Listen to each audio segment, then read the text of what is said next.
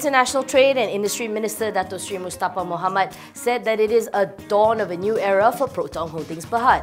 He was, of course, referring to DRB Highcom Berhad's proposal to sell 49.9% of the national car maker to Zhejiang Geely Holding Group Co Limited after months of courtship. Topa said that Geely would have what it takes to boost Proton sales and bottom line, explaining that they hope to see continuous improvement in Proton's models as a result of the facilitation to be provided by Geely, adding that while it is still a long road ahead, it is definitely a step in the right direction. However, former PM Tun Dr. Mohamed was the complete opposite, writing on his blog that his brainchild had been sold and that he cries even as Malaysians are dry-eyed and that his child is lost and soon his country. DRB Highcom said that it is expecting to sign a definitive agreement with Geely by July.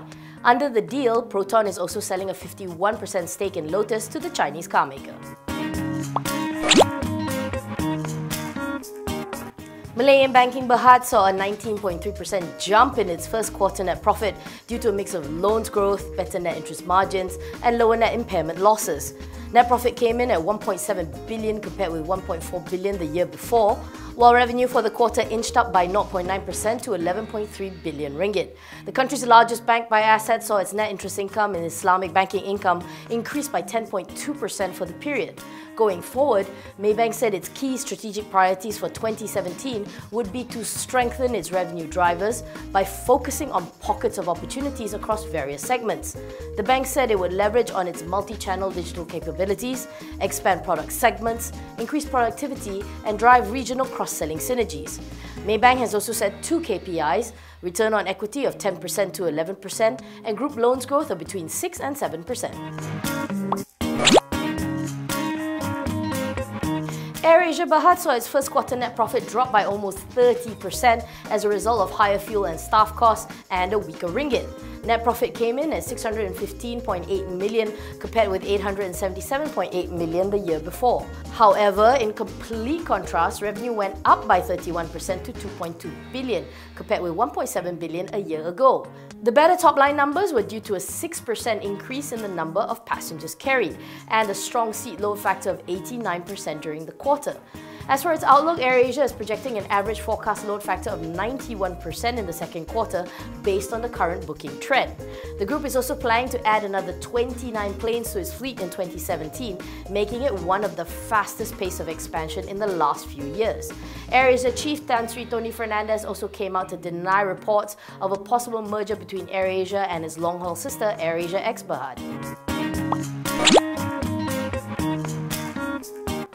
Reports have emerged that an ex-aide of POTUS Trump has been hired as a lobbyist on behalf of the Malaysian government. According to reports from the Daily Beast and the Washington Examiner, Healy Baumgardner-Nardone had filed a Foreign Agents Registration Act form on May 19th, formally disclosing her efforts to lobby on behalf of the Malaysian government.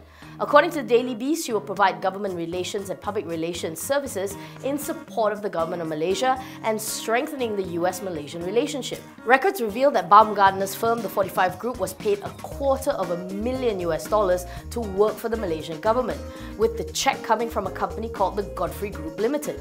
The Daily Beast noted that the public information on the group was sparse and it was not immediately clear what the company did or who was involved in it.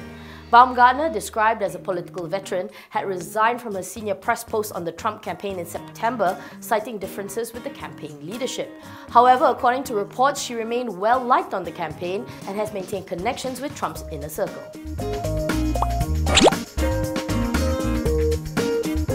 Conglomerate UMW Holdings Berhad is increasingly finding itself under the gun to find a buyer for its 16 non-listed oil and gas assets. This as it focuses its growth on three core sectors: automotive, equipment and manufacturing engineering. According to Group Chief Badrul Faisal Abdul Rahim, any delay is due to finding the right price, explaining that the group's KPI is to do away with as many of these oil and gas assets as possible in 2017. He added that the demerger of associate UMW Oil and Gas Corp Berhad is expected to crystallize by late July. Once that is completed and with the sale of the non-listed assets, it should bring down the group's gearing from 0.92 times to 0.54 times.